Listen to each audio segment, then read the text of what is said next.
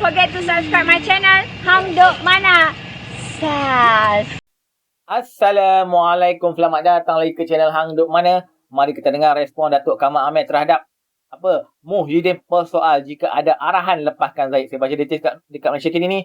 Pengerusi Perikatan Syariah PN Muhyiddin Yassin mempersoalkan jika terdapat arahan daripada pihak atasan kerajaan supaya menarik balik 47 pertuduhan terhadap Presiden UMNO Ahmad Zahid Hamidi sambil menyifatkan tindakan peguam negara menggunakan kuasa perkara 145/3 Perlembagaan Persetujuan bagi menarik balik pertuduhan jenayah berkenaan bagi sesuatu yang tidak bermoral, atau ada arahan dari pihak atasan bahawa kes ini mesti digugurkan walau dengan apa cara sekalipun. Soalnya dalam satu hantaran di Facebook. Okey, mari kita dengar respon Datuk Kamal Ahmed. Dia akan tengok komen macam biasa.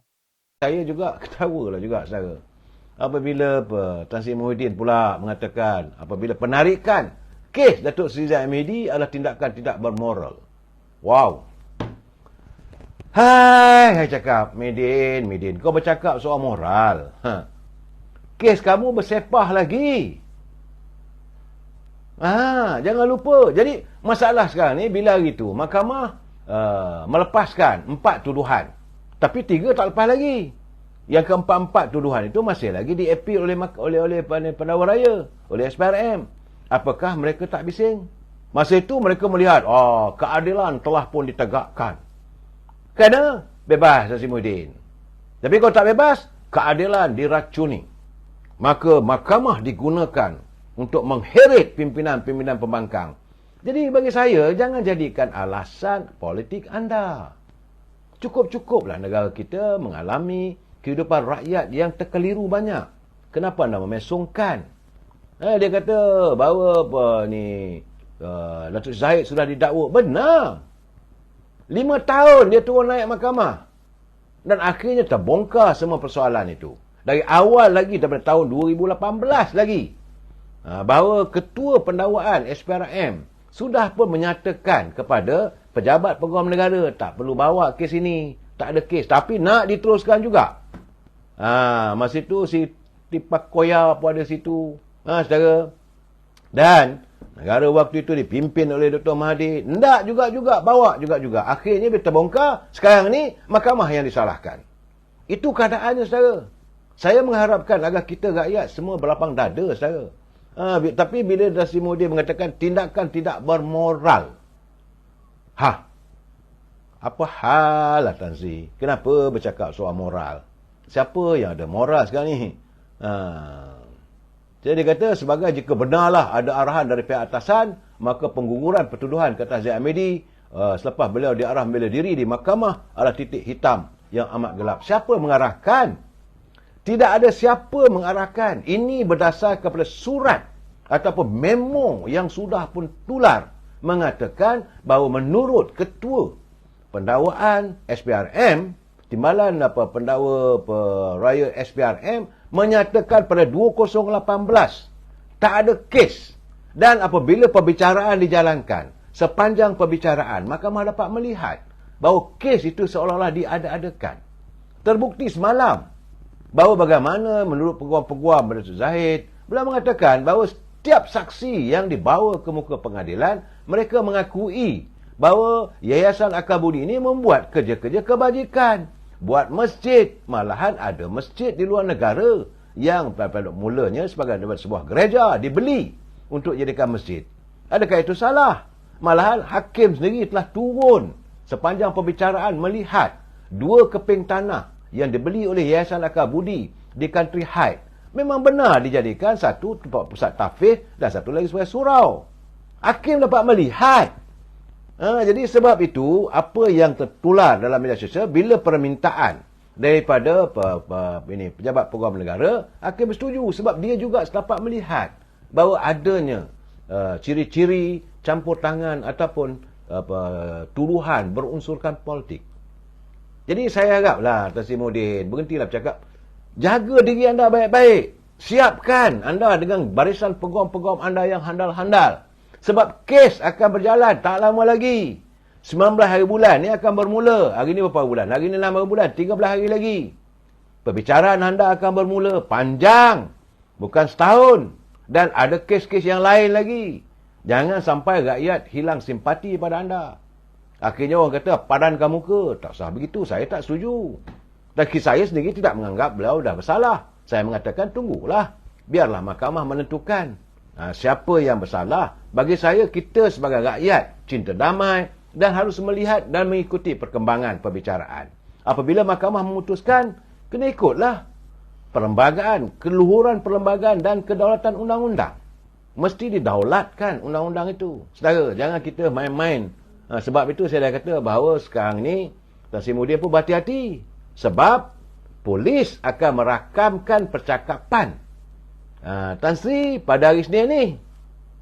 Timbalan Ketua Polis Negara Datuk Seri Ayub Khan katanya pihaknya telah menerusi unit siasatan jenayah terkelas. Jabatan Siasatan Jenayah Bukit Aman sudah pun berhubung dengan beliau. Temu janji untuk rakaman percakapan terhadap Tan Sri Muhyiddin dijadualkan pada 10 pagi Isnin depan.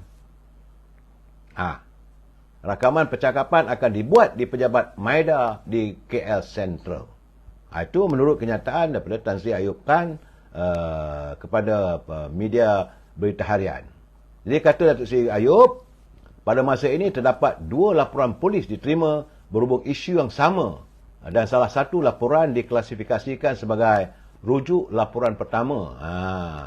Sebelum ini Tan Sri Muhyiddin dalam ucapan menyatakan beliau mengeluarkan fatwa haram mengundi calon Pakatan Harapan bagi pilihan raya kecil Parlimen Pulai. Jawablah.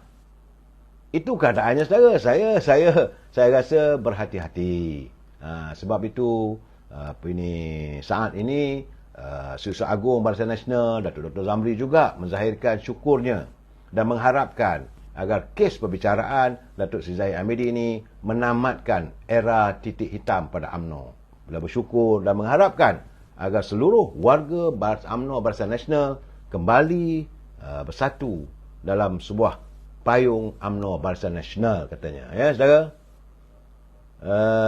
Saya melihat UMNO Kedah pun sama juga. Begitu juga UMNO Kelantan. Menerusi Ketua Perhubungannya Datuk Jazlan, beliau menyatakan dengan berakhirnya saga di Mahkamah Tinggi terhadap Presiden UMNO itu, maka UMNO Kelantan akan kembali bersatu dan kembali kukuh. Dan beliau mengharapkan agar warga UMNO di Kelantan jangan lagi menoleh ke belakang. Look forward, kita harus maju ke depan katanya. Cuma hari ini yang agak saya tidak pasti, tapi apabila saya menerima berita yang tersiar dalam media bagaimana petisyen Parlimen Gua Musang. Saudara, Mahkamah Tinggi Ketua Baru hari ini membatalkan petisyen pilihan raya yang dikemukakan oleh wakil kepada veteran UMNO Tengku Razali Hamzah untuk mencabar keputusan pilihan raya umum ke-15 bagi Parlimen Gua Musang. Pada PRU 15 yang mulia Tengku Razali Hamzah selaku penyandang kerusi Parlimen sejak tahun 1974 kalah dengan majoriti tipis iaitu 163 undi kepada calon Perikatan Nasional Datuk Muhammad Azizi Abu Naim.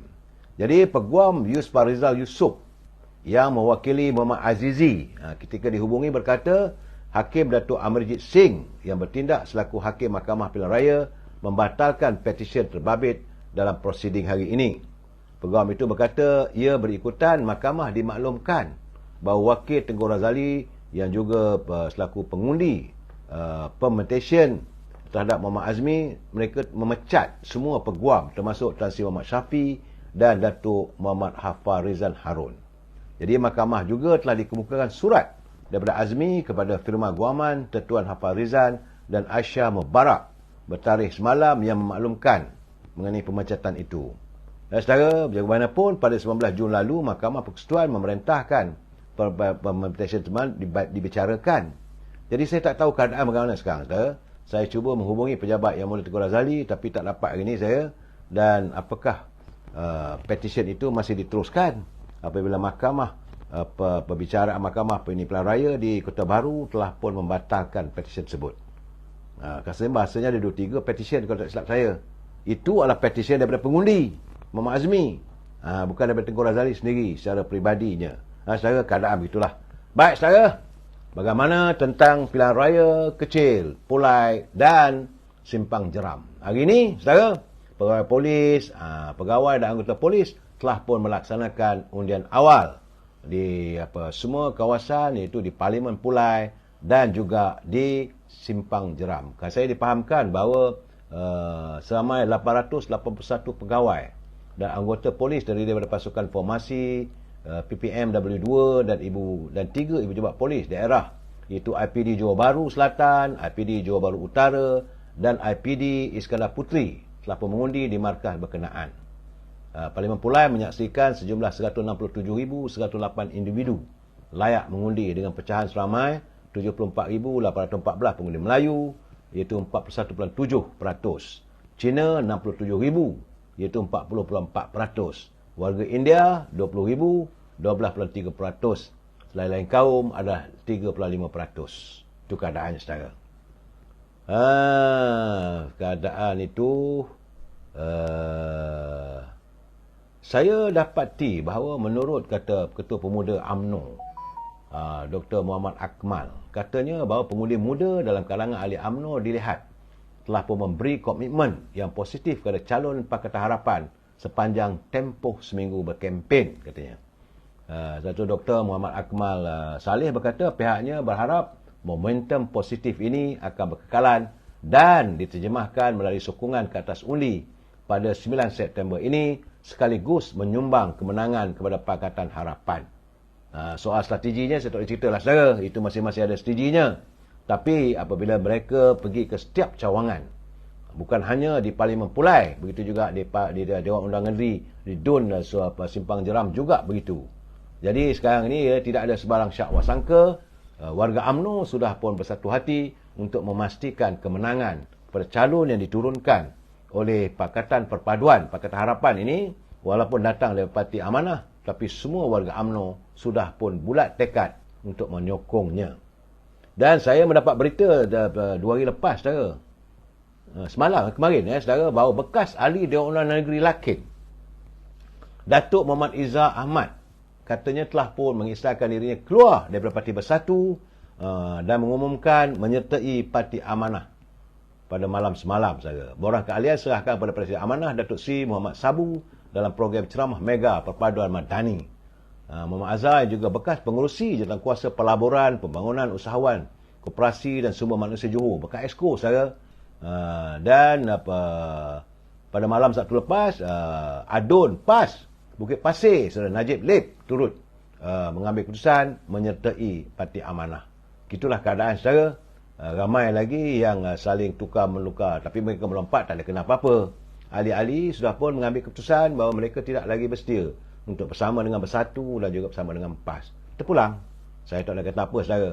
Dan sebab itulah ini kempen calon Barisan Nasional, calon Perikatan Nasional itu Zulkifli Jaafar, kini katanya nampaknya semakin suram.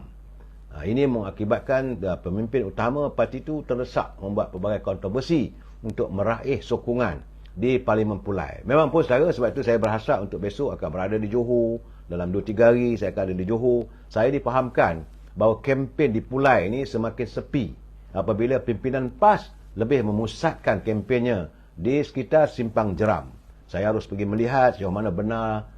Saya tak boleh hanya bergantung kepada laporan saja, saudara. Tapi bagaimanapun, kemewahan jentera kempen Perikatan Nasional di Pulai katanya adalah disebabkan oleh penyokong PAS dilihat lebih memberi tumpuan kepada calon mereka di Simpang Jeram. Berbeza dengan UMNO, saudara, kita sokong semua dua-dua kawasan. Apa yang berlaku pada Tan Sri Muhyiddin dan Bersatu, katanya itulah kifarah sekarang ni. Akhirnya calon Bersatu di Parlimen Pulai seolah-olah disepikan. Bukan boikot, saudara, disepikan. Tak ramai yang berkempen turun untuk beliau. Sebaliknya, pimpinan PAS banyak berada di kawasan Simpang Jeram. Okey, tuan-tuan, saya baca detail sekali lagi dekat Masyarakat ini. Dia yang juga adalah Presiden Bersatu berkata dalam kes berkenaan Presiden UMNO itu sudah didakwa di mahkamah dan pihak pendakwaan berjaya membuktikan kes Prima Fasil dengan mengumumkan keterangan berdokumen dan 9 orang saksi. Katanya ini bermakna mahkamah sudah berpuas hati bahawa terdapat bukti yang merasakan mengenai pelakuan jenayah itu mengarahkan Zahid membela diri. Yang peliknya, pihak pendakwa yang berjaya membuktikan kes Prima Fasil memohon kepada mahkamah untuk mengurang pertuduhan. Ini amalah tidak munasabah. Adakah ini bermakna pihak pendakwa mengakui bahawa bukti-bukti yang dikemukakan oleh Mereka di mahkamah tidak boleh dipakai. Soal Muhyiddin. Aduh, sepatutnya Muhyiddin ni hari tu dia terlepas 4 kes tu. Seronok semua. Yang World PN ni kali ni orang lain terlepas. Bising pula dia. Macam-macam lah. So, tumpulah kepada kes dia sendiri. Tak payah tahulah kes orang lain. Okay, mari terus menyokong kajian penggunaan 4.6. Assalamualaikum.